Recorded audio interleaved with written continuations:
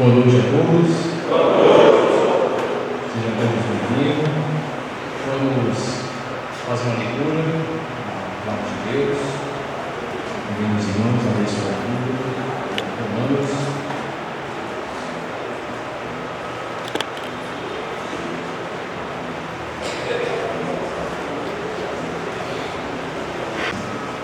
Rogo-vos, pois, irmãos, pela misericórdia de Deus, apresentei o vosso corpo por sacrifício vivo, santo e agradável a Deus, que é o nosso corpo nacional. E não vos conformeis com este século, mas transformai-vos pela renovação da vossa mente, para que experimenteis qual seja a boa, agradável e perfeita vontade de Deus. Porque, pela graça que me foi dada, digo a cada um entre vós que não pense de si mesmo além do que convém. Antes, pense com moderação, segundo a medida da fé que Deus repartiu a cada um. Porque assim, como um só corpo temos muitos membros, mas em todos os membros tem a mesma função, assim também nós. Enquanto muitos somos um só corpo em Cristo e membros uns dos outros, tendo, porém, diferentes dons, seguindo a graça que nos foi dada. Se profecia, seja segundo a proporção da fé. Se ministério, dediquemos-nos ao ministério. O que ensina, esmere-se no fazer. O que exorta, faça com dedicação. O que contribui com liberalidade, o que preside com diligência, quem exerce o ministério com alegria. Amém? Vamos louvar o nosso Deus. Convidar os irmãos a se colocar de pé. Convido o curso do grupo para auxiliar com um cântico. 79 no chão, olhando para frente.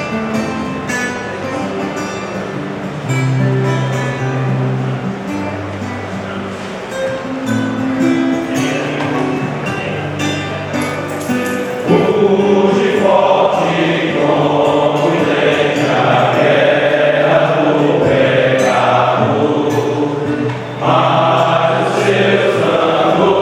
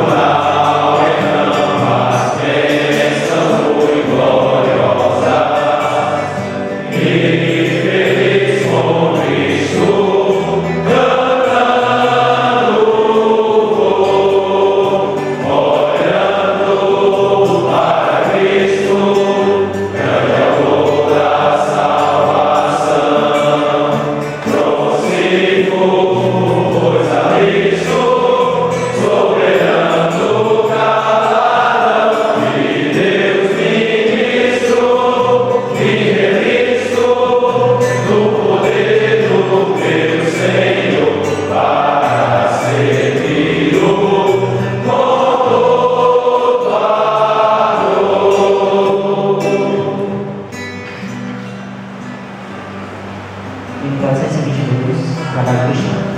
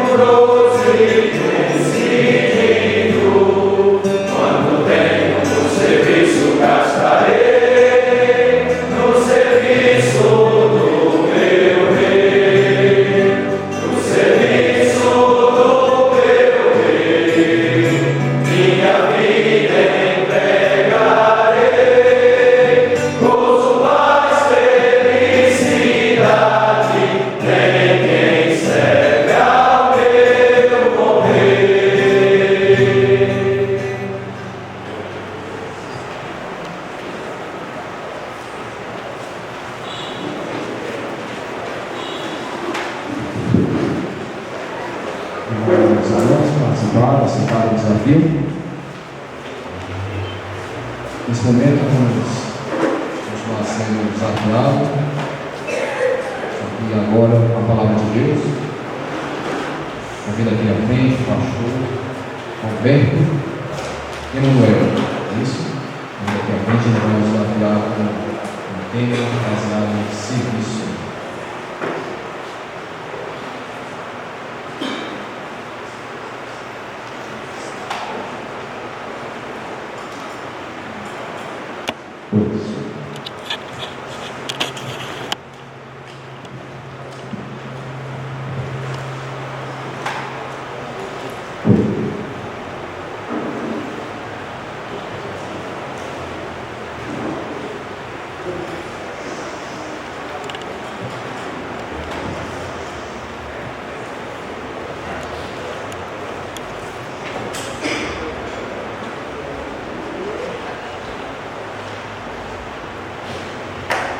Boa noite a todos.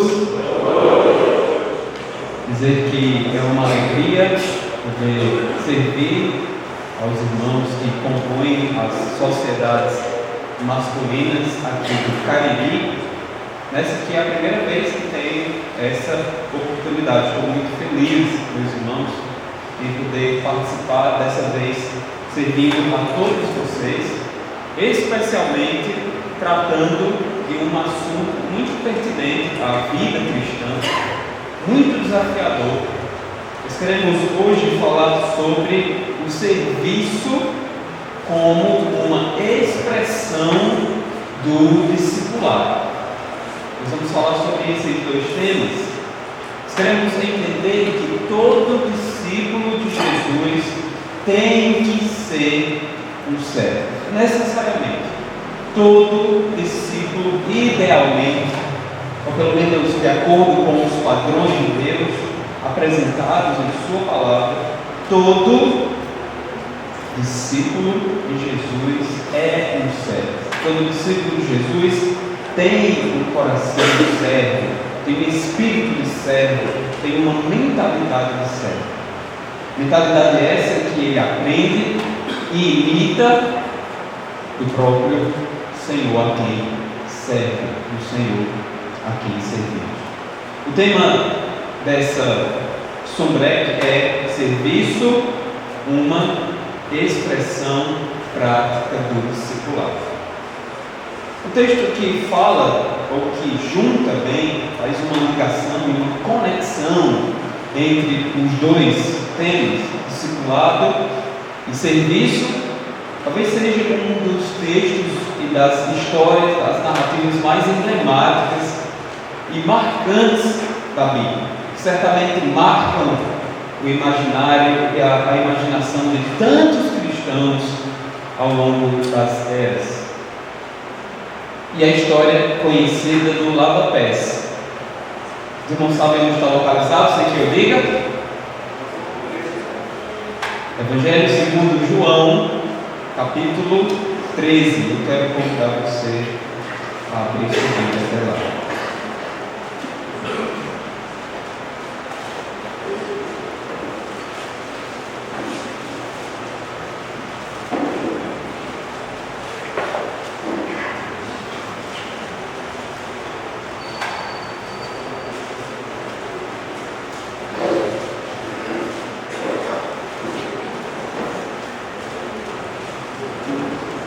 João, Evangelho segundo João, capítulo 13, nós vamos ler os versos 1 a 5 e depois dos versos 12 a 16.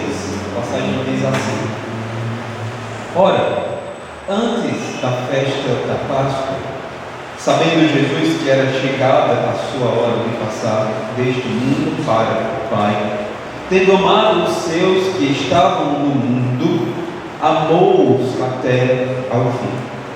Durante a ceia, tendo já o diabo posto no coração de Judas Iscariotes, filho de Simão, que traísse a Jesus, sabendo este que o Pai tudo confiara às suas mãos, e que ele viera de Deus e voltava para Deus, levantou-se na ceia, tirou a vestimenta de cima, e tomando uma toalha, cingiu-se com ela. Depois deitou água na bacia, e passou a lavar os pés aos discípulos e a enxugar-lhes com a toalha com que estava cingido. Agora vamos ler o verso 12. Depois de lhes ter lavado os pés, tomou as vestes e, voltando à mesa, perguntou-lhes: Compreendeis o que vos fiz? Vós me chamais o Mestre e o Senhor, e dizeis bem, porque eu sou. Ora, se eu, sendo o Senhor e o Mestre, vos lavei os pés, também vós deveis lavar os pés uns com os outros. Porque eu vos dei o exemplo, para que, como eu vos fiz, façais vós também. Em verdade vos digo que o servo não é maior do que o seu Senhor, nem o enviado maior do que aquele que me enviou. Vamos orar. Senhor nosso Deus, está aqui teu povo reunido diante da tua palavra. Senhor Deus, pelo zelo que tu tens pelo teu povo, pela edificação dele, E pelo amor que o Senhor tem com a tua palavra, nos ajude na compreensão dela. E ajudando-nos na compreensão dela, nos ajuda, Senhor, a termos nosso orgulho quebrado, feito em 1000 pedaços, diante do exemplo de servo que é teu filho, diante da sua obra que nos purifica, diante da demonstração suprema do seu amor. Quebra os nossos corações, faz de nós servos, a semelhança dele. Ajuda-nos, Senhor, dai-nos a tua luz, nós suplicamos, em nome do teu Filho. Amém. Antes de tratarmos especificamente dessa passagem, nós precisamos brevemente explicar a vocês o que significa em termos gerais o discipulado. Uma vez que nessa passagem Jesus menciona um tema relacionado ao discipulado, quando ele fala, eu vos dei exemplo, ele diz, sendo eu mestre. Ele não diz isso, né? Depois de ter lavado os pés dos discípulos, ele diz, sendo eu mestre. Jesus está se referindo a um tipo de relacionamento. Inclusive, é uma das formas que os evangelhos mais usam para se referir ao relacionamento de Jesus com os seus, que é o relacionamento entre um mestre e um discípulo. Isso seria discipulado.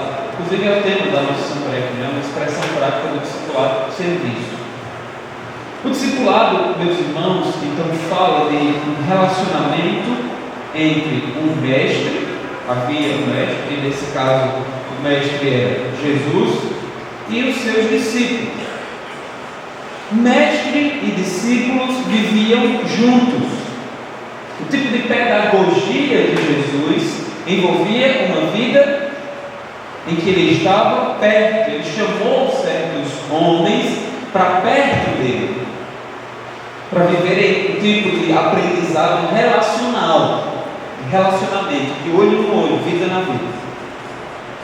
Agora, nesse relacionamento, Jesus pretendia comunicar certas verdades. Nós podemos pensar em termos de doutrinas.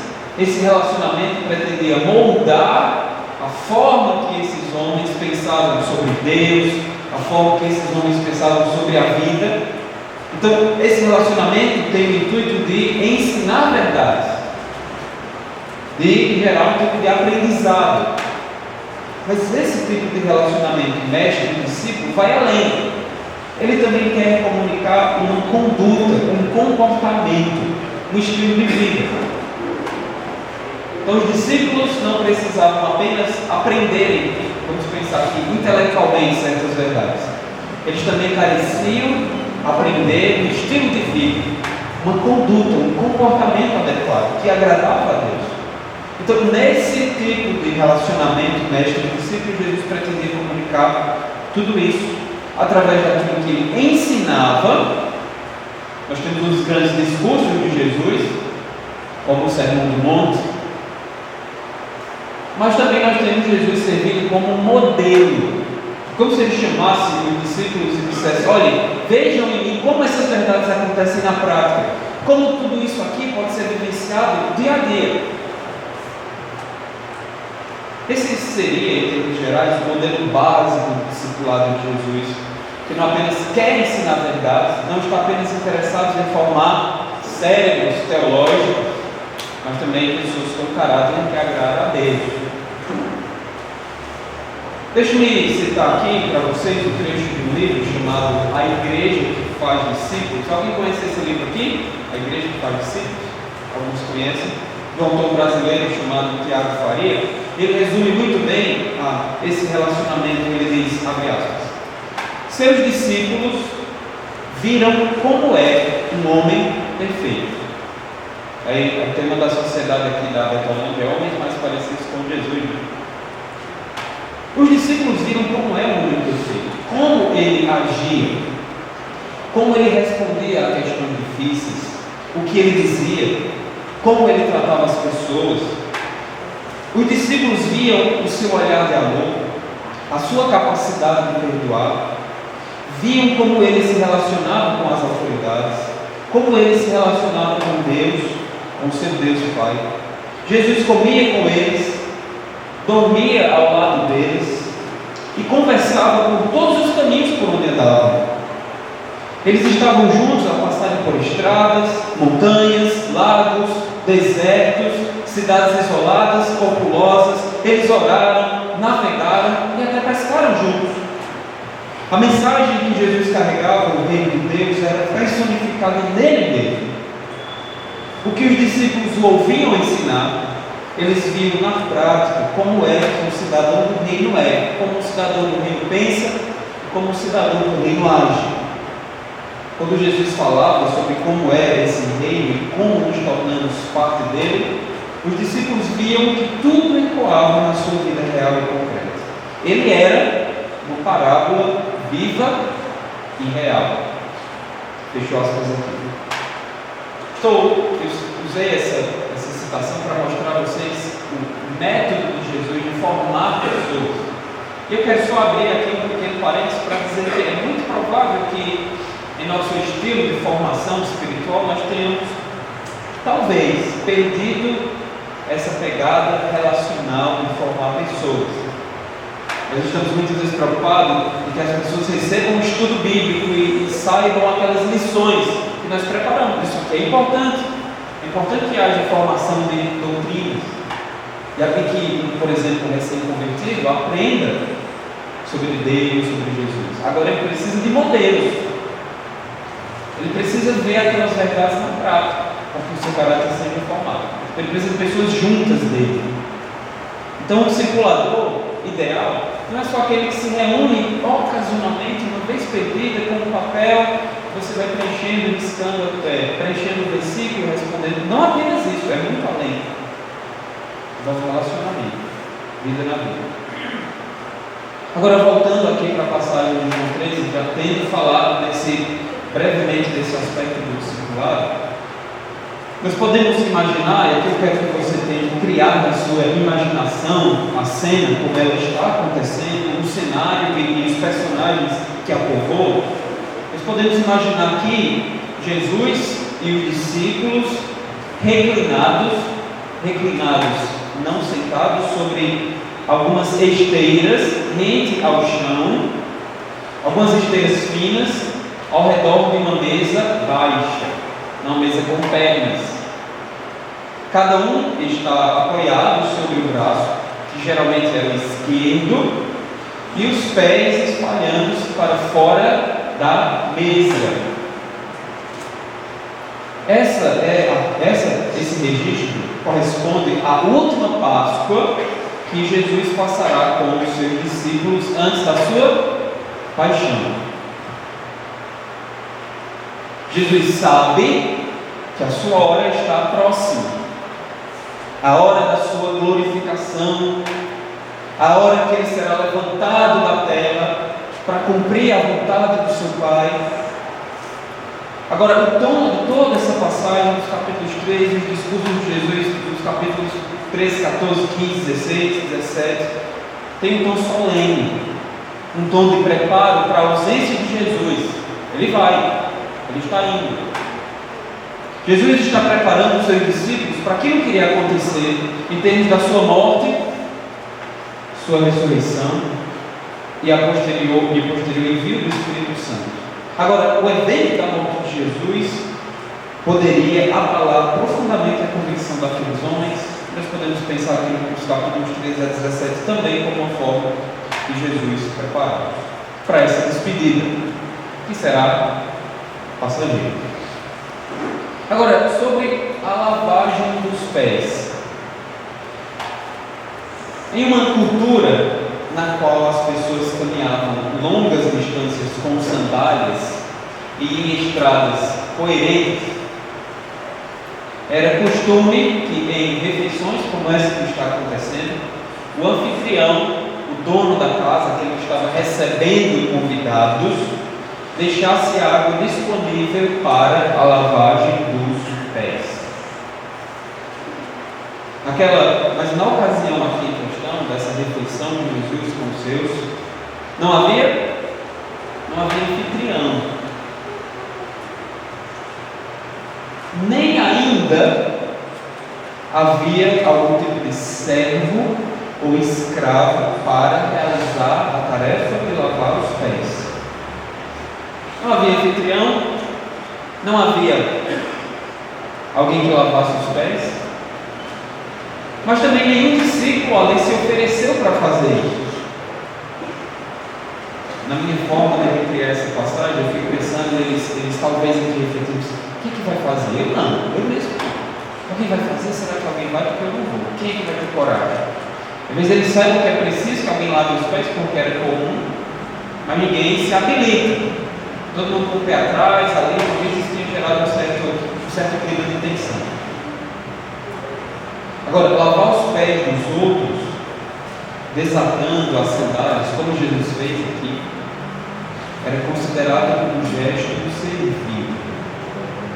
Uma tarefa, meus irmãos, a ser realizada por algum escravo ou alguém de classe inferior, um servo de classe inferior. O contexto da época nos indica que muitos judeus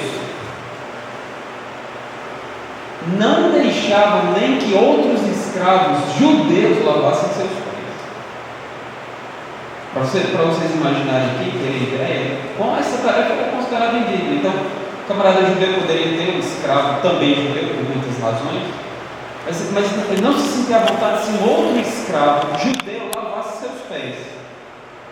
Teria que ser um escravo gentil, aí sim, ou uma mulher, ou uma criança, ou um mestre tendo seus pés lavados por seus discípulos, ou um senhor tendo seus pés lavados por seus escravos. Os pares, pessoas no relacionamento entre pares, como os discípulos aqui, Pedro, João, estão no relacionamento de paridade, vamos pensar aqui no mesmo nível. Pessoas assim não lavavam os pés uns dos outros.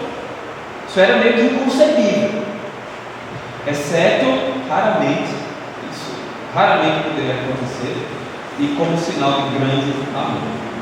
Então perceba, meus irmãos, que alguém poderia lavar os pés dos outros caso essa pessoa fosse inferior.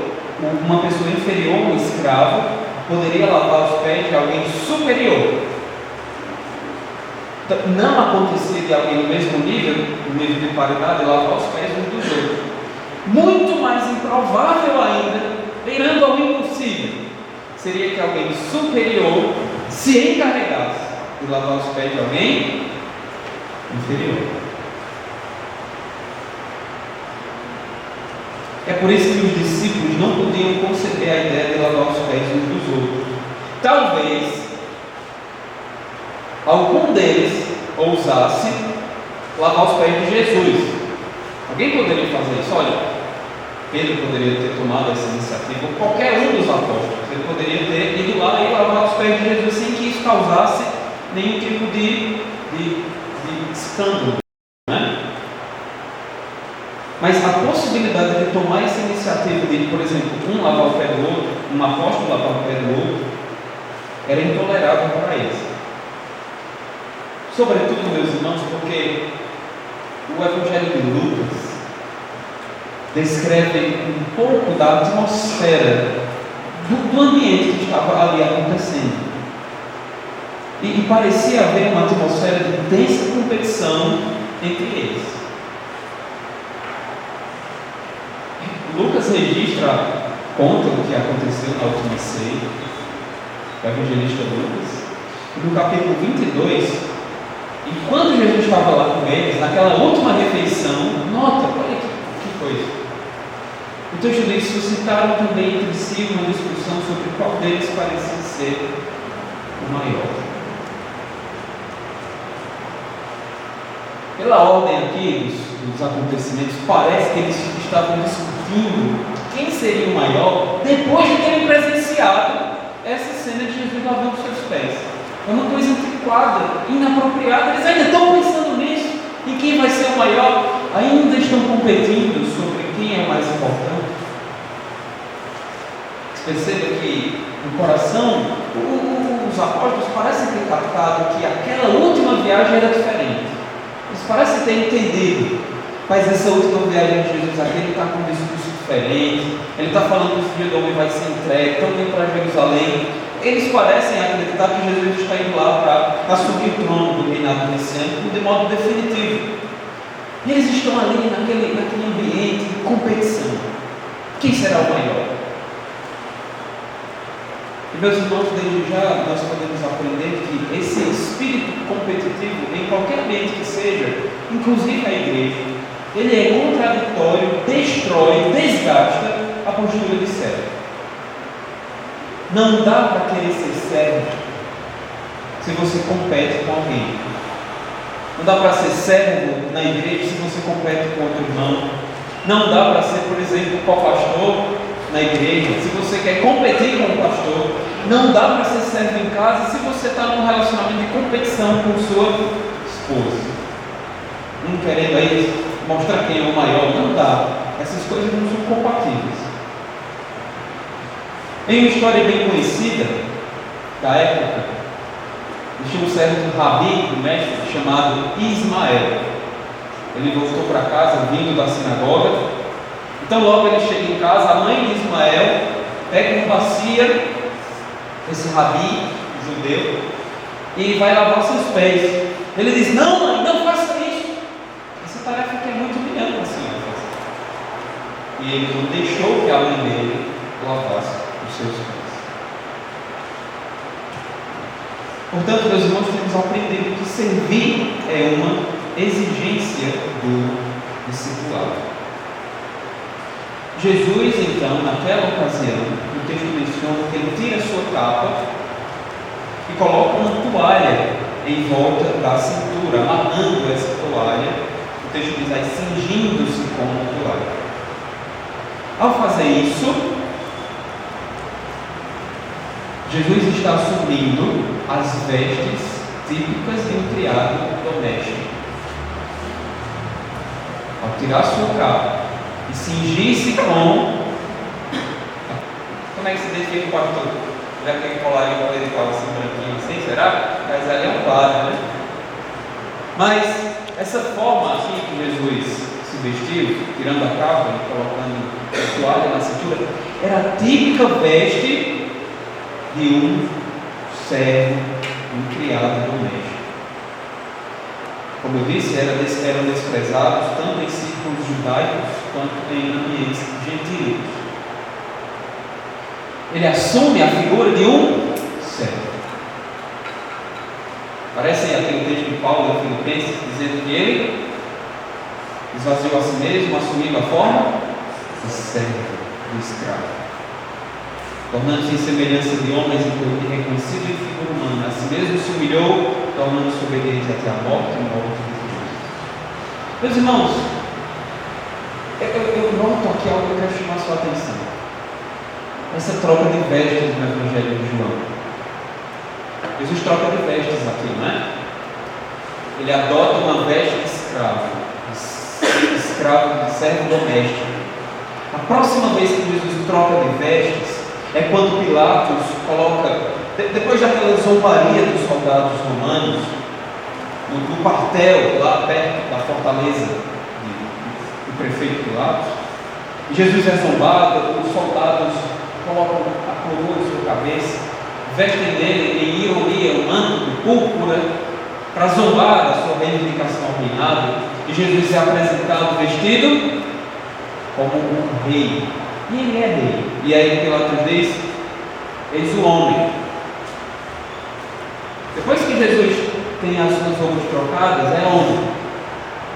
É quando ele é desnudado pelos soldados para ser erguido, pregado na cruz. Parece que essa mudança de roupa está apontando de alguma forma para a sua paixão. Quando ele muda de roupa, em definitivo, no Evangelho, quando ele é desnudado e pregado na cruz. Está lá Jesus com uma bacia com água, lavando os pés de cada um deles, um após o outro,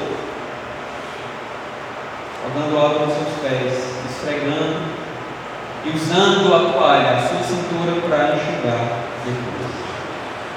Meus irmãos, é certo que aquela atitude deve ter deixado os discípulos completamente atordoados, perplexos, constrangidos e, por que não dizer, envergonhados. Quando termina de lavar os pés dos 12, incluindo o de Judas traidor, Jesus volta para o seu lugar, assume as vestes que ele estava vestindo e explica aos discípulos aquilo que fez. Essa explicação nós lemos, que está registrada aí nos versos 12 ao 16. E nessa explicação, meus irmãos, nós aprendemos, em primeiro lugar, que todo discípulo é um servo. Todo discípulo é um servo. Todo discípulo é um servo porque Jesus nos deu um mandamento. Ele diz no verso 14, na parte B, há um mandamento claro e explícito que diz: também vós deveis lavar os pés uns dos outros. Explícito, claro, deveis lavar os pés uns dos outros. Na parte A do versículo, Jesus diz: ora, sendo o Senhor e Mestre, sendo eu, o Senhor e Mestre, lavei os vossos pés. E aqui Jesus está remontando ao relacionamento que eu falei no começo, relacionamento entre mestre e discípulo, agora entre Senhor e servo. Nosso mestre, ou rabi, e nosso Senhor, que a princípio foi aplicado a Jesus como sinal de respeito por sua função de ensino, mas no decorrer da história da igreja, nos primeiros anos, tornou-se uma das formas mais importantes de os cristãos se referirem a Jesus como alguém que Deus levantou e exaltou como um nome que está acima de todo nome. Jesus não apenas deu o mandamento aqui, depois de ter lavado os pés dos discípulos, Jesus afirma que deu o seu modelo. Ele deixou o seu modelo. Nós temos o seu mandamento, nós temos o seu modelo. O versículo 15 diz: porque eu vos dei exemplo, eu vos dei modelo. No mundo antigo, essa palavra que Jesus usou, né? Exemplo, modelo, padrão, pode ter o sentido de um certo tipo de desenho que era mostrado como algo que devia ser feito, um traçado que uma pessoa seguiria, preenchendo os detalhes. Olha, está aqui o modelo. Se fosse um trabalho artesanal, você tem que fazer do jeito que está aqui, da mesma forma que está. Com isso, Jesus está afirmando que nós devemos imitá-lo. Está aqui posto de modo claro: eu vos dei um modelo. Há um mandamento e há um modelo. O próprio Jesus é o modelo.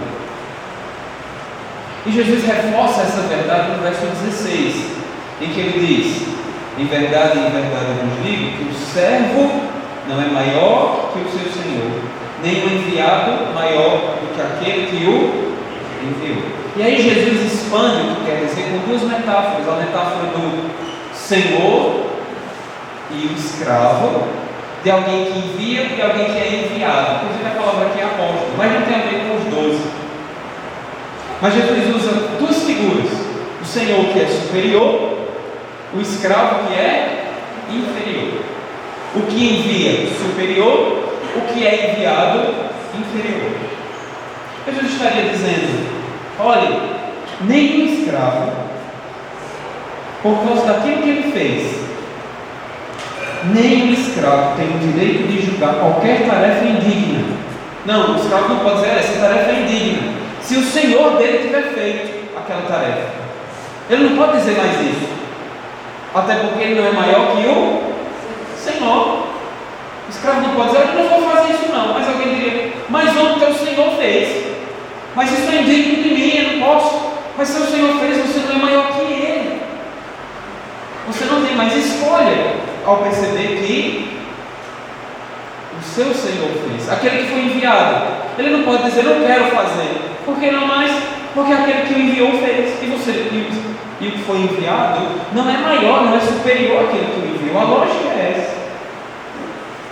Ou seja, meus irmãos, se o nosso Senhor não considerou indigno, preste atenção, se o nosso Senhor não considerou algo indigno, isso aqui é vergonhoso, não é digno de mim, que sou o Senhor, eu sou o Rei dos Reis, eu sou filho de Deus, eu sou o Verbo em carne, mas ele não considerou indigno realizar aquela tarefa por eles.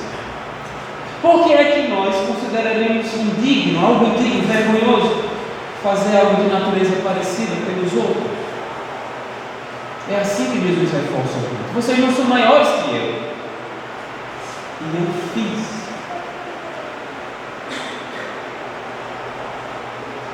Nós temos aprendido até aqui, meus irmãos, portanto, que servir é uma exigência do discipulado. Jesus deu um mandamento e também deu o seu modelo.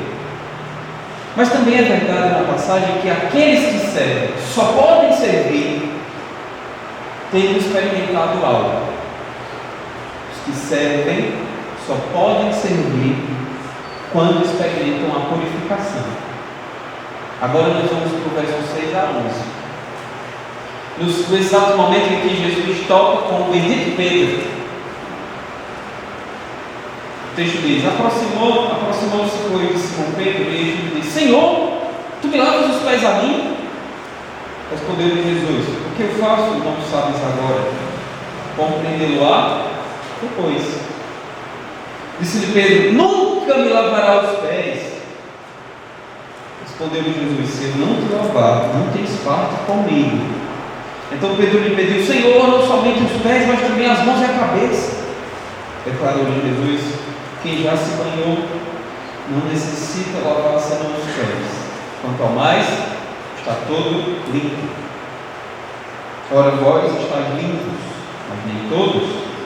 Pois ele sabia quem era o traidor. Foi por isso que disse: nem todos estáis limpos.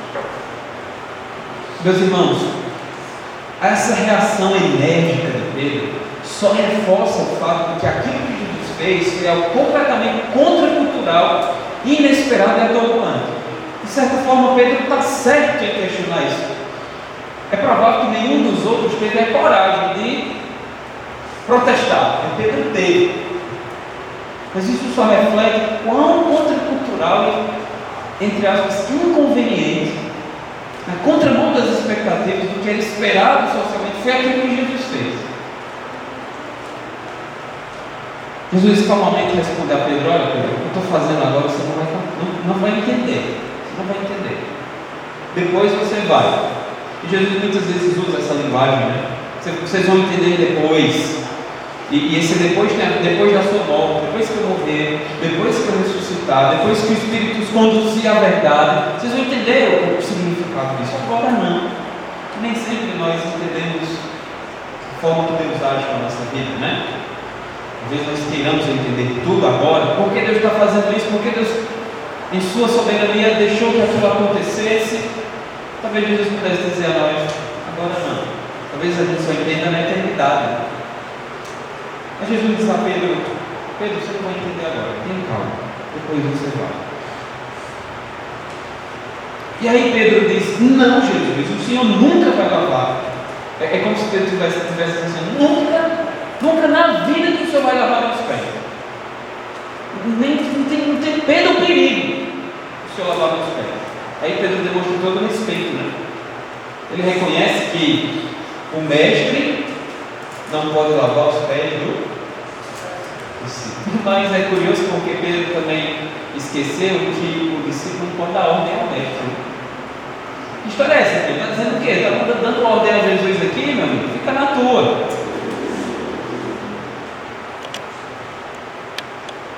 E aí Jesus diz: Pedro,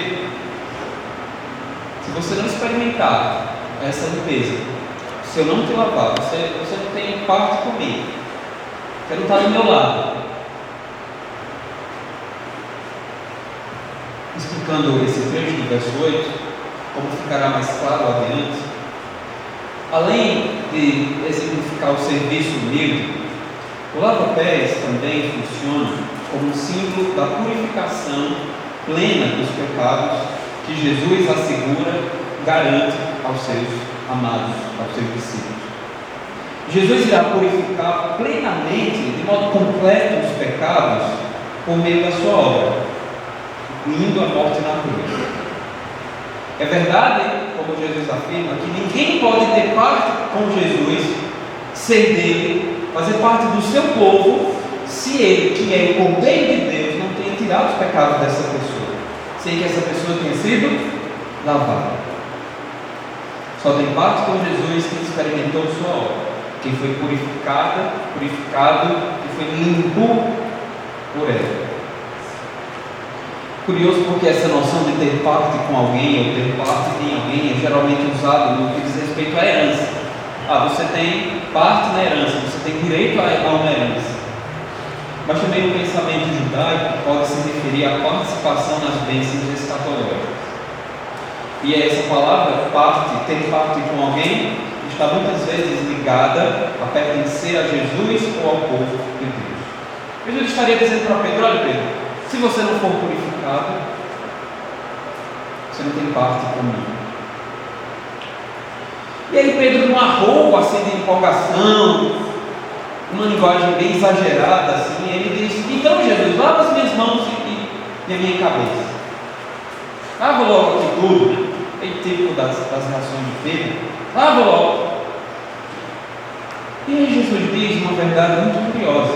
Ele diz: olha, quem está limpo, quem já se banhou, só precisa lavar os pés.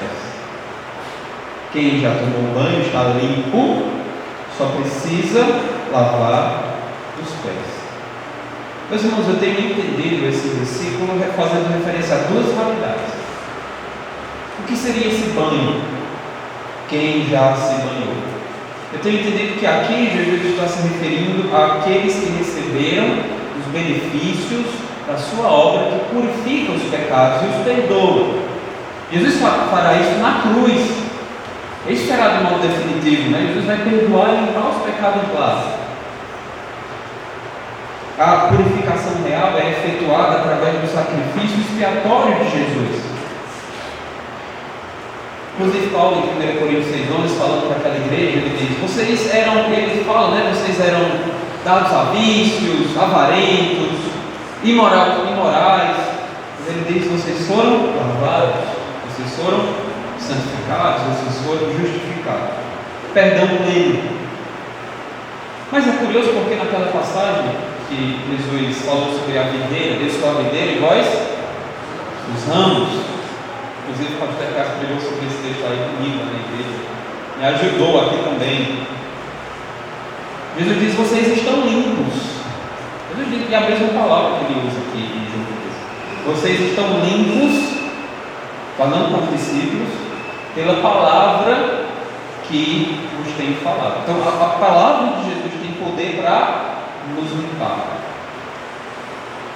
além da sua obra. A palavra de Jesus nos limpa, a sua obra na cruz também nos purifica.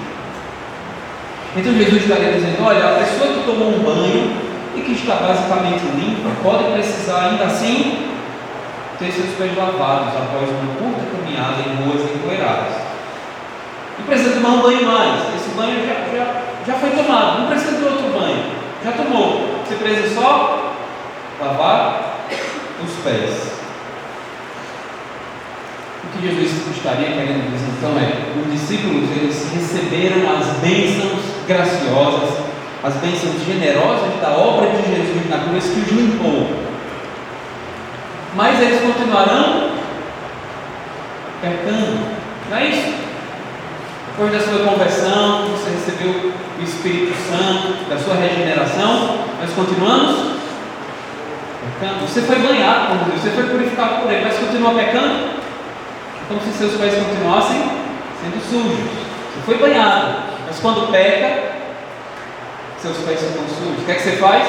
Você precisa ir até Jesus, pedir perdão a Ele, confessar seu pecado, de novo e de novo, dia após dia, dia após o outro, Eu espero, meus irmãos, que a gente não tenha perdido essa prática aqui não, viu? Não sejamos crentes, discípulos que passam desafio sem uma oração de arrependimento e pedido de perdão. É isso que Jesus quer não. Nossos pés ficam sujos. Como é que está seu pé aí? Se fosse perguntar assim, como é que está seu pé espiritual? À luz dos seus pedidos de perdão em sua confissão. Será que está encardido? Será que está com aquela crosta que só sai com uma lixa assim, bravo? Mas com um cedo de carneiro, sei lá. Mas nós podemos ter sido limpos. Nós precisamos recorrer uma vez mais à graça de Jesus para termos nossos pecados praticamos perdoados. Como João disse em sua carta, se dissermos que não temos pecado, fazemos de Deus mentiroso e a sua palavra, sua verdade, não está em nós. Se confessarmos os nossos pecados, Ele é fiel e justo para nos perdoar os pecados e nos purificar de toda injustiça. Portanto, meus irmãos, aqueles que servem precisam ser aqueles que experimentaram essa purificação aqui, que foram limpos por Jesus, que foram salvos, que foram purificados. Alguém que não experimentou o perdão de Jesus não pode servir, não é dele, não está ligado a Jesus, não tem compromisso com Ele. Só pode servir a Jesus quem foi purificado. Mas também só pode servir quem experimentou o amor. Nós vimos até aqui que o lava-pés é um exemplo, é um mandamento, mas é um modelo. Jesus está dizendo para os discípulos: sejam servos humildes, sirvam, lavem os pés uns dos outros. Mas com o lava-pés, Jesus também está instruindo os discípulos sobre os efeitos da sua obra, a purificação, o pleno perdão dos pecados. Mas há também um terceiro significado aqui no lava-pés. Jesus está derramando, demonstrando generosamente o seu amor. É uma demonstração de amor. Como é que começa o verso 1? Antes da festa da Páscoa, sabendo Jesus que era chegada a sua hora de passar desse mundo para o Pai, tendo amado os seus que estavam no mundo, amou-os até o fim. Essa expressão até o fim pode significar até o fim da sua jornada aqui, até o fim, até a cruz. Ele nos amou até o último momento que podia ter esse significado, mas pode significar também que Jesus mostrou a extensão plena do seu amor. Ele os amou intensamente. Note aqui, meus irmãos, com cuidado. E Jesus sabia que isso ia acontecer. Jesus amou aqueles que ele sabia que iriam abandonar. Todos ali. Ia ficar quem? Quando Jesus precisou, quem ficou? Nenhum. Jesus também amou aquele que ele sabia que iria trair. Meus irmãos, é muito difícil isso aqui, por isso que só pode servir quem experimentou esse amor. Mas servos não podem ser melindrosos. Permitam-me dizer isso aqui. Um servo não pode ser alguém melindroso. Diz: eu só vou servir se a pessoa merecer. Às vezes os maridos fazem isso com a esposa: eu não vou fazer isso porque minha esposa brigou comigo. Também não vou fazer. Isso é melindre. Mas na igreja fulano de tal falou assim comigo, me ofendeu, eu vou deixar de servir. O serviço amoroso de Jesus não foi barrado e contido, mesmo sabendo que ele estava lidando com pessoas que iam abandonar. Nós precisamos pensar aqui, meus irmãos, que nós muitas vezes vamos ter que servir pessoas que nos ferem. É claro que existem situações que é preciso sabedoria, mas muitas vezes, em contexto de igreja, nós vamos precisar continuar servindo pessoas que nos causam algum tipo de ferida. Fulano de tal falou mal de mim. não vou mais servir. Não é a ideia. Precisa resolver, tratar, mas não desistir.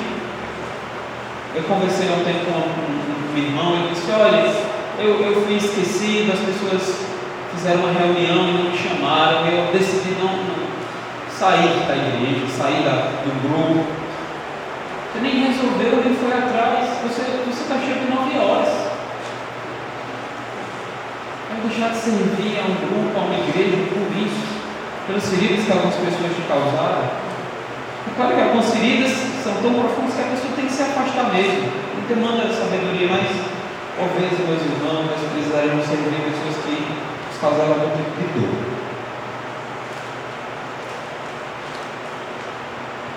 Jesus está demonstrando amor aos pés dos discípulos. Ele já está preanunciando o amor que demonstrará de modo supremo na cruz. Até porque o bom pastor ama as suas ovelhas, ama, e o bom pastor dá a vida pelas suas ovelhas. Interessante porque em muitos momentos eu percebo a passagem do lado do pés apontando para a cruz. Aqui ele demonstra amor, na cruz essa demonstração vai atingir o seu ponto alto. Aqui nós temos uma inversão em que o Senhor está sendo servo. Na cruz o Messias será amaldiçoado. Aqui ele limpa os pés, mostrando o símbolo da purificação. Na cruz, seu sangue vertido será o responsável por limpar todos os nossos pecados. Quero dizer para vocês, meus irmãos, que só podem servir verdadeiramente quem ama. Mas também só pode amar quem tem sido alcançado, experimentado esse amor.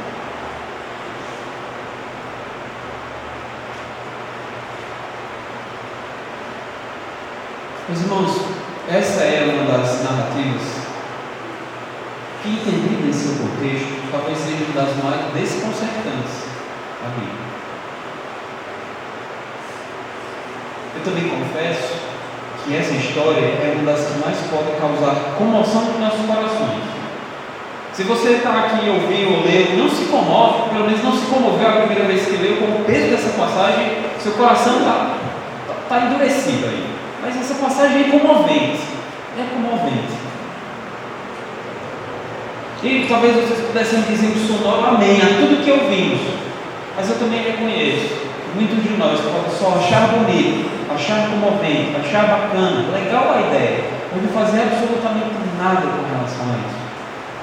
E sair daqui, o pastor falou ali, mas acabou. E Jesus alerta sobre essa postura no verso 17. Ele diz: ora, se vocês sabem essas coisas, bem-aventurados sois se as praticarem. Jesus, isso aqui pôr na Bíblia, não adianta chamar Jesus de Senhor, Ele é meu Senhor, eu vou fazer o que Ele manda. Tiago diz: aquele que se achega da Bíblia, ouve, sai, não pratica, é como alguém chega no espelho, olha, mas sai dali sem ter sido mudado. Não adianta nosso coração ser comovido. Eu espero que nosso coração, o seu coração, como o meu, tenha sido comovido. Mas se isso não muda nada, pouco efeito, pouco importa, se isso aqui não for praticado. Existe uma canção de um cantor brasileiro chamado Estênio Márcio. Ele escreveu uma música chamada Cora Coração. E Cora aqui tem a ver com ficar envergonhado, né? Corado, envergonhado. Eu vou ler aqui só um trecho da música que foi composta tendo em vista exatamente essa passagem. Ele diz assim: toalha nos ombros, bacia na mão, é grande o assombro de vê-lo no chão. O orgulho que presto me arrasta para o mal. Levou com esse gesto um golpe fatal.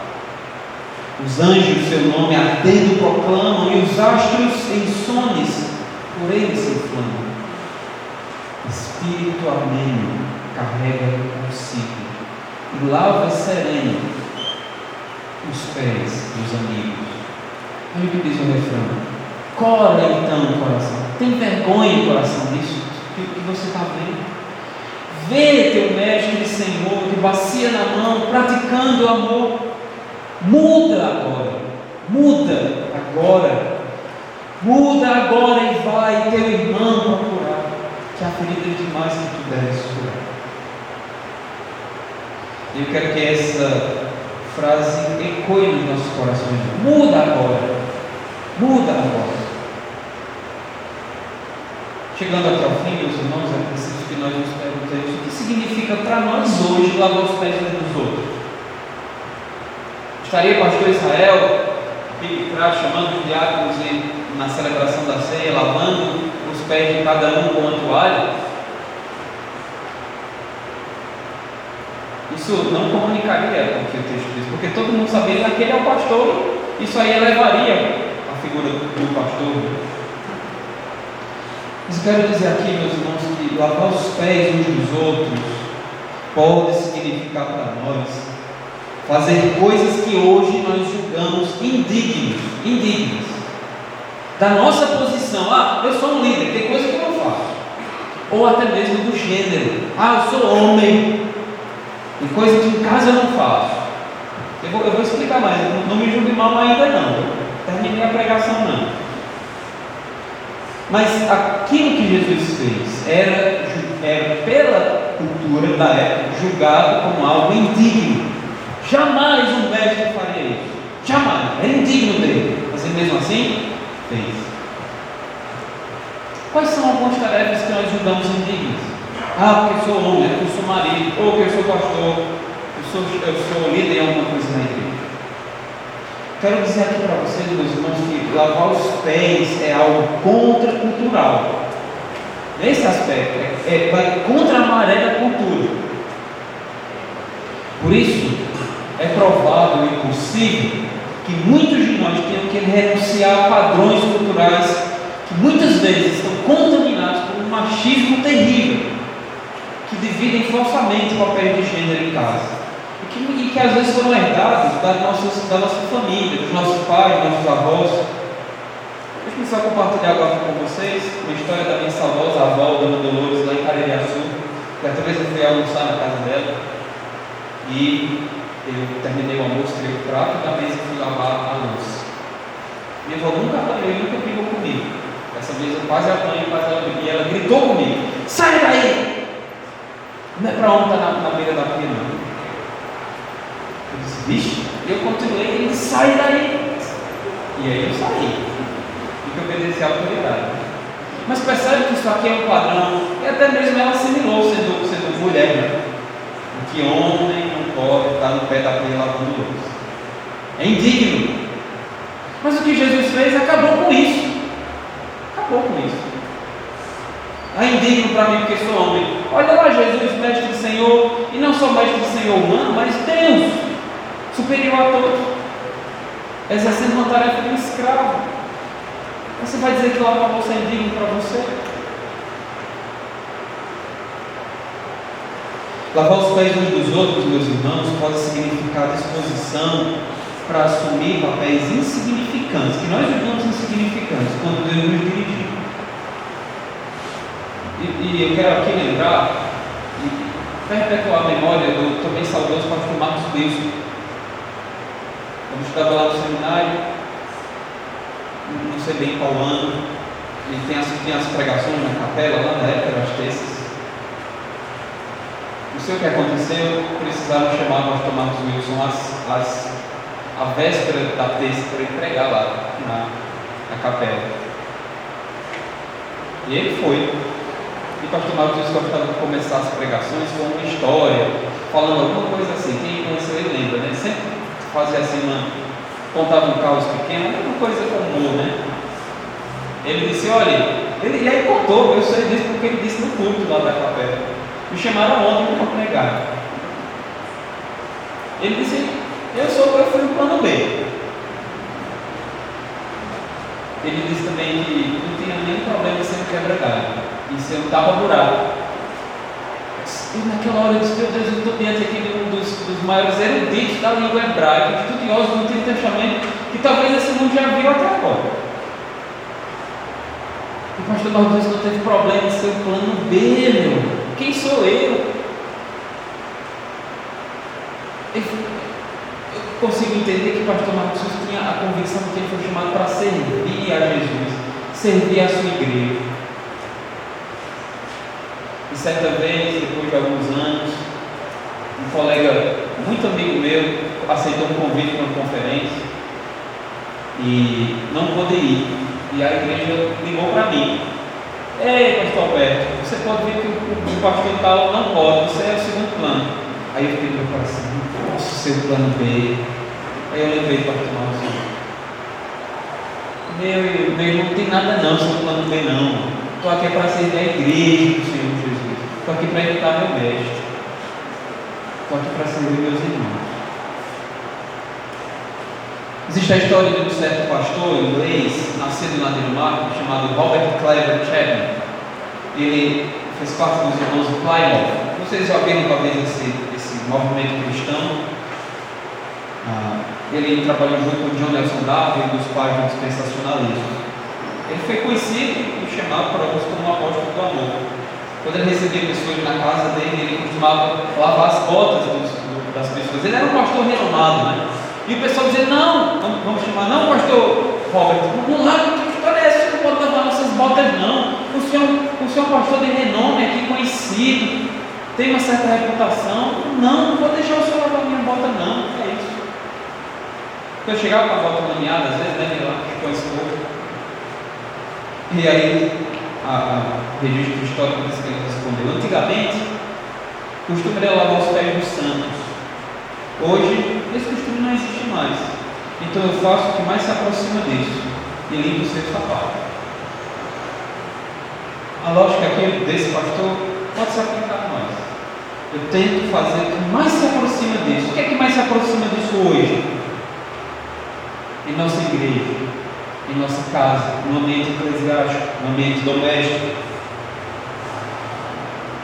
Nós não podemos falar de tudo aqui, mas nós podemos refletir que, meus irmãos, lavar os pés uns dos outros pode significar fazer coisas pequenas, aquelas coisas chatas e talvez aquelas coisas, entre aspas, sujas, coisas que poucos querem fazer até.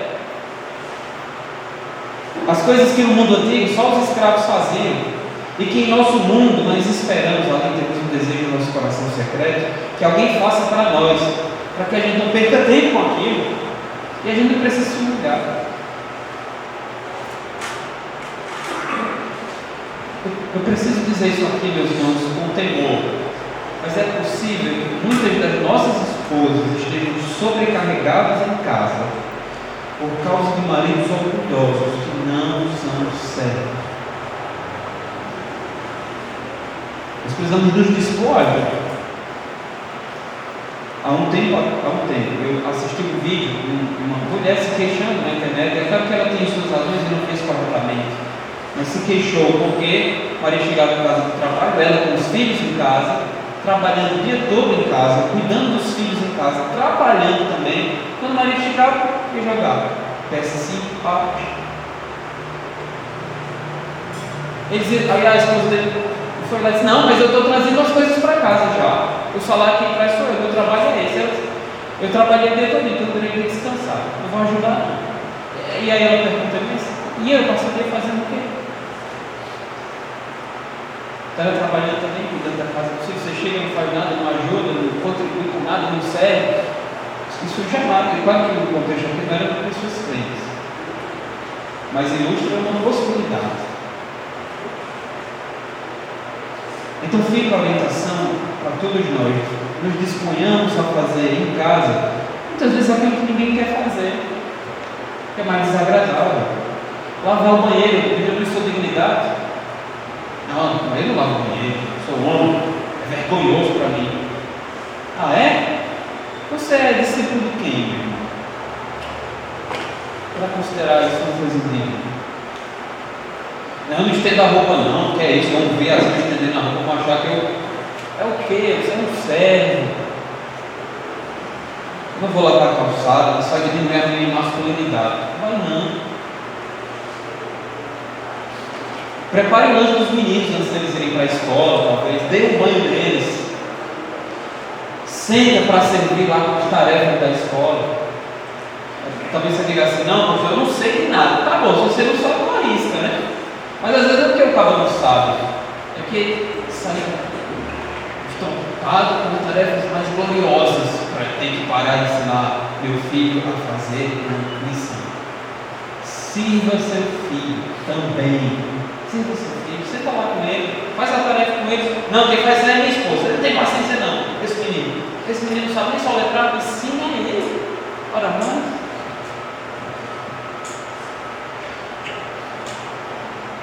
Quem é que geralmente, assim, talvez em muitos dos casos, quando o menino chora no culto aqui, quem é que sai o menino chorando às pressas?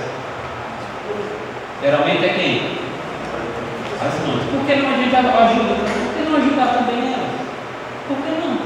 Elas têm que sair. Ah, se eu sair no culto, homem, com o braço, com o menino no braço, com machado, o quê? Também com machado nada. Isso é sério.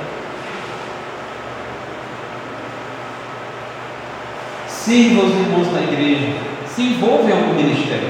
Eu sei que talvez muitos aqui servem, pensem, graças a Deus por isso, continue assim. Mas não seja um mero espectador na igreja.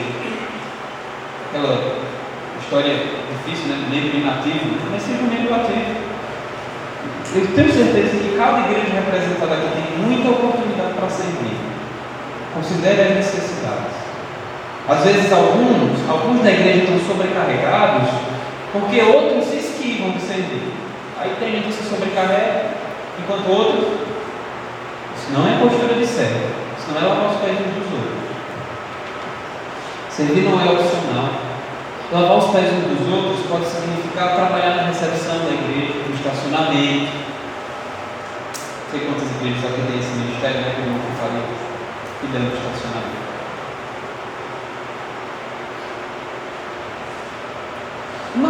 Uma realidade que eu me pergunto, né? Por que pouquíssimos homens ensinam crianças no culto infantil e na escola bíblica dominical? Pode ter um motivo, mas é verdade que grande parte das igrejas, as mulheres se ocupam desse ministério. Poderíamos ter mais homens servos de crianças na igreja, servindo em culto infantil, servindo em EBD, dando aula. Se a igreja tem algumas acidências, mas não julguemos nós. Você pode dizer assim, pastor, não sei porque eu não tenho talvez o dom para quê. Tudo bem, meu irmão. E é legítimo. Vou servir em outra área. Eu até gostaria, mas talvez não para mim. Mas nunca, jamais, a gente pode dar uma desculpa a nós mesmos, que não, você considera sair uma coisa, aí não é para mim. Olha, logo eu ensinar uma criança, não.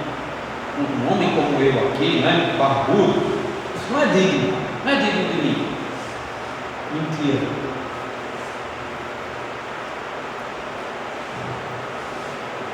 Para lavar os pés uns dos outros, precisamos renunciar ao egoísmo, à inércia, à apatia. Não tomou iniciativa para nada. Lembra que os discípulos ficaram lá, ninguém tomou iniciativa. Jesus tomou, ele teve iniciativa. E renunciar à apatia, indiferença, não ligar. Meus irmãos, para terminar, todo discípulo é um servo, porque Jesus nos deu um mandamento, Jesus nos deu um modelo, mas nosso coração é tão duro, miserável, que um mandamento, um modelo, não quebra esse coração, não quebra. Os israelitas tiveram mandamentos, não tiveram? Os israelitas tiveram modelos, tiveram? Obedeceram? Não, muitas vezes falharam continuamente. O mandamento não basta, o modelo também não é suficiente para amolecer e reduzir a 1000 pedaços o duro orgulho do nosso coração. Nós precisamos de algo sobrenatural aqui. Por isso nós precisamos experimentar a purificação sobrenatural de Jesus, o perdão. E é por isso que nós também temos que experimentar sobrenaturalmente o seu amor, para que o nosso coração orgulhoso, tantas vezes mesquinho, seja quebrado e seja mudado. Para que aí então possamos nos apropriar e cumprir o mandamento a partir do modelo de Jesus. Vamos orar. Senhor Jesus, nós suplicamos o teu auxílio. Suplicamos a tua graça, nós que temos crido que nossos pecados foram perdoados, nós que temos crido que recebemos Teu amor, quebra o nosso orgulho, liberta-nos da apatia, da indiferença, nos faz servos como o Senhor foi. Que o Teu amor nos leve a essa direção, a Tua graça nos capacite a Te obedecermos assim, termos olhos e corações servos em direção aos nossos filhos em casa, temos olhos e corações servos com nossas esposas, os idosos da igreja, as crianças da igreja, os ministérios da igreja de serviço que o Senhor nos colocou. Nos ajude a termos olhos e corações servos, Jesus. E que sendo servos nós sejamos luz. E que sendo servos nós comuniquemos do Teu amor. Para que o mundo creia que de fato somos Teus. Nos ajuda, Jesus. Faz do Teu povo, faz de cada homem aqui um líder servo, em casa, na igreja, nos livra da hipocrisia.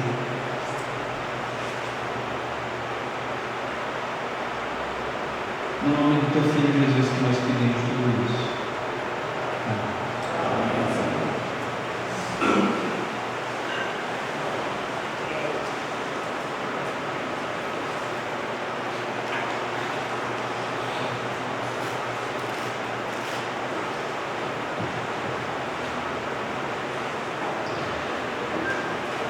Meus irmãos, boa noite. Boa noite. Deixa eu me chamar aqui. Os dois conselheiros da Assembleia, o pastor Josinaldo e o irmão João Arnaldo, vão me ajudar com a contagem das igrejas. Enquanto os irmãos chegam aqui, aproveitando a mensagem que o pastor Alberto trouxe para nós, eu quero lembrar a você que esse ano nós temos eleições para a diretoria da Sombrec. E exatamente essas 3 pessoas que estão aqui são os que estão encerrando os seus mandatos esse ano. Então, eu estou saindo da presidente da diretoria da Sombrec e o mandato dos 2 conselheiros também está encerrando esse ano. Então nós queremos que você se disponha a servir nesse ministério, e então você tendo o desejo de servir nesse ministério, você pode me procurar e dar seu nome, e então nós procederemos com essa eleição em dezembro, na última Sombrec, que acontecerá exatamente na Igreja Batista Regular da Fé. Não é isso, pastor Cássio? Então, dito isso, temos algum irmão da igreja de Farias Brito? Quantos irmãos? 8 irmãos. Muito obrigado, irmãos. Igreja da Graça do Grato.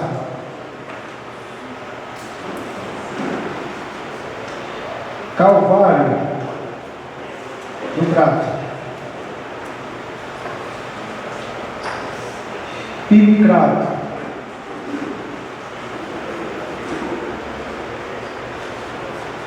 Congregação Santa Fé. Hoje eu lembrei, tá vendo, irmão? Minha memória está ajustando aí. Congregação Pacrageiro.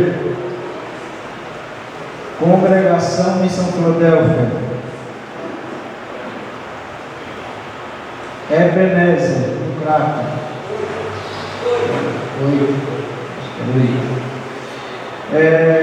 Adonai, no Crato. Muriti, congregação Muriti, no Crato. Igreja Esperança, do Juazeiro. Congregação Semear, no Juazeiro. Congregação Siloé, no Juazeiro. Igreja Filadélfia, do Juazeiro. Igreja da Fé, do Juazeiro. Igreja Betel, do Juazeiro. Igreja Canaã, Juazeiro, Pico Juazeiro, Igreja da Paz, no Juazeiro, Nação Santa, Igreja Nação Santa, no Juazeiro, Igreja Sião, de Juazeiro, Fonte de Luz, Juazeiro,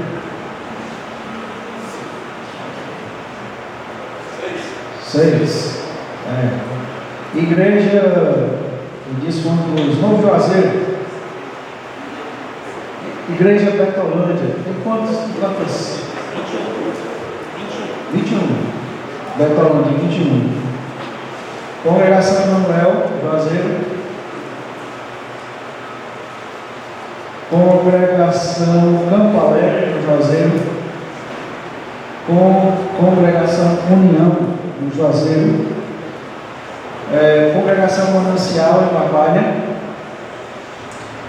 Monte Sião, em Barbalha. Igreja Monte Sião.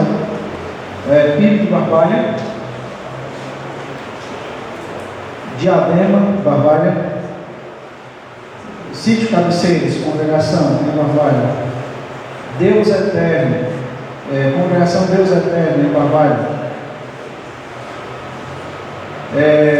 Igreja Malvinas em Barbalha. Igreja Batista de Malvinas. 9? Ótimo. Igreja Batista Anglar de Jardim. Congregação Nova Esperança em Jardim.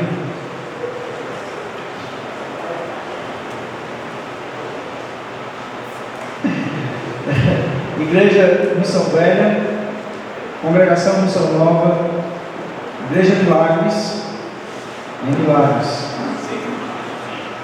Alto Vermelho em Milagres, Igreja de Alto Vermelho em Milagres. Alto Vermelho é o nome de ti, desculpa. Perdoe aí. Mas é um milagre. Tem uma igreja. É um milagre. Igreja de Mauriti, Igreja Batista do Barro. Muito obrigado, por terem vindo. Igreja Batista de Luiz, de Prédio Santo. Muito obrigado pela chegada, meus irmãos. Nova Jerusalém.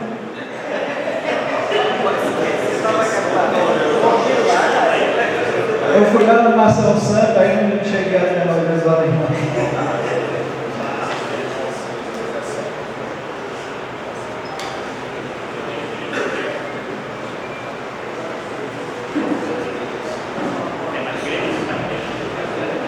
Tem alguma igreja que não foi chamada e passou que é despercebido, vai que eu passei direto aqui. Tem alguém que está nos visitando esta noite? Muito obrigado pela visita. Nós temos 235 homens hoje à noite. Nós somos agradecidos pela sua chegada aqui e por você ter dedicado esse tempo para celebrar ao Senhor conosco. Deixa eu chamar aqui o pastor Ageu, só para ele me dizer aqui o tempo.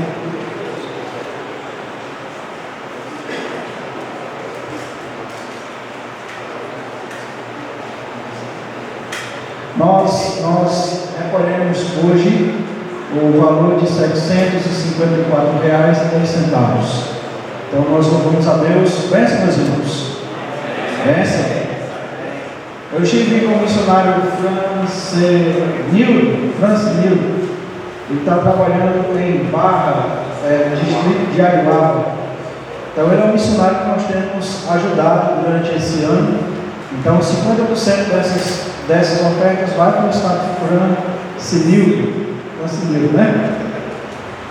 E o missionário France Nil estará conosco na última Sombrec, certo? Nós já conversamos com ele, e ele estará conosco, ele trará a pregação da palavra do Senhor naquela última Sombrec, uma oportunidade de compartilhar o que o Senhor tem feito ali, e uma oportunidade também dos irmãos conhecer mais de perto o missionário France Nil, certo? Nós queremos agradecer à Igreja Batista da Betolândia, na pessoa do pastor José Marques, e também do irmão que é presidente da sociedade, o Edgley, e desde o início que nós entramos em contato, sempre estiveram à disposição para nos ajudar em toda a questão que nós precisamos de organização da Assembleia. Então, nós queremos agradecer, queremos lembrar os irmãos que o nosso próximo encontro será na Igreja Batista Fonte de Luz. Não é isso, pastor Francimar? Se Deus quiser, certo? Nós estaremos na Igreja Batista Fonte de Luz. Quero lembrar os irmãos que estejam orando também, o irmão J. Arnaldo falou aqui agora, sobre o culto de pregação lá no distrito de Gênero Papel 2, né, de Milagres, comandado pela igreja do pastor Ageu, auxiliar de lá. Então, olhe por esse trabalho, para que Deus abençoe ali, tendo uma igreja viva ali naquele local. Sim, nós temos aqui, só deixar aqui o pastor Josnaldo para uma conferência, que eu quero sempre lembrar que se você tem alguma conferência na sua sociedade, você pode trazer aqui que a gente anuncia, certo? Para que os outros irmãos possam ter conhecimento também. Boa noite, irmãos. São convidados para os dias 28 e 29 de agosto, uma conferência para homens lá na nossa igreja. O preletor vai ser o pastor Sérgio Cosmo, e o tema é Homens Fortes por Fora e Vazios por Dentro. Lembrem-se, é 28 e 29, é sexta e sábado. Se vocês quiserem, de repente, nos visitar, sexta e sábado, 28 e 29 de agosto. Obrigado. Você já pode, se você tem sua sociedade na sexta-feira, você já pode chegar aí e se organizar para ir lá para a igreja de Nova Jerusalém. Outra conferência também de homens. Boa noite, irmãos. No próximo final de semana, nós vamos ter conferência de homens e mulheres, com o tema Enraizados e Enraizadas. Nós teremos o pastor Lucas e a irmã Inara trazendo os estudos. Você está convidado, vai ser sexta e sábado na primeira igreja batista regular do Crato, tá bom? 19 horas. Muito obrigado. Meus irmãos, a Igreja Batista, a sociedade da Igreja da Betolândia, ela está oferecendo um lanche para nós. Então, ao término aqui, você pode se direcionar ali para a cantina, você segue aqui e vai até mais lá na frente. Eu queria pedir a sua colaboração exatamente para com aqueles irmãos que são mais distantes. Nós temos irmãos de Barros, nós temos irmãos de Barros, nós temos irmãos de Brejo Santo, nós temos irmãos de Farias Brito, nós temos irmãos lá de cima de Jardim. Então, por favor, dê preferência a esses irmãos, porque nós estamos correndo para que seja mais rápido nossos encontros, mas já são 21 horas e eu preciso da sua ajuda nisso. Então, fica de pé, vamos orar ao Senhor nesse momento, agradecendo a Ele pela sua bondade, pela sua graça. E se você tem sido movido pela palavra do Senhor cuidar desta noite, então desejo de servir na sua terra, então fale comigo, para que nós possamos organizar e você ser parte ativa contribuindo na diretoria da Assembleia para o biênio de 2027 e 2028. Senhor, nós queremos, em nome de Jesus, agradecer ao Senhor pela tua bondade que nos permite desfrutar desse tempo, onde nós podemos entoar louvores ao teu nome, onde nós podemos aprender da tua palavra e onde nós podemos ainda, Deus, ter momentos de comunhão uns com os outros. Que o Senhor nos ajude a ser homens mais parecidos com Jesus, alinhados com o seu exemplo de servo, e que o Senhor nos ajude para que nós, enquanto discípulos de Jesus, possamos ser servos, ó Deus, do nosso lar, ser servos da nossa igreja, ser um servo teu na nossa sociedade, e assim, ó Deus, produzir impacto no ambiente onde nós estivermos. Nós pedimos a tua graça que nos alcançou, a tua graça que nos capacita, para que nós possamos, ó Deus, expressar a nossa identidade, que é de servo, e que assim nós possamos servir na nossa vida. Em nome de Jesus, nós oramos ao Senhor e suplicamos por cada irmão que está aqui, pela sua viagem de volta, o Senhor leve em paz, em segurança, e leve-os de volta aos seus lares, sob a tua gloriosa proteção. Pois é em nome de Jesus que nós oramos ao Senhor. Amém. Meus irmãos, boa noite. Até o próximo encontro.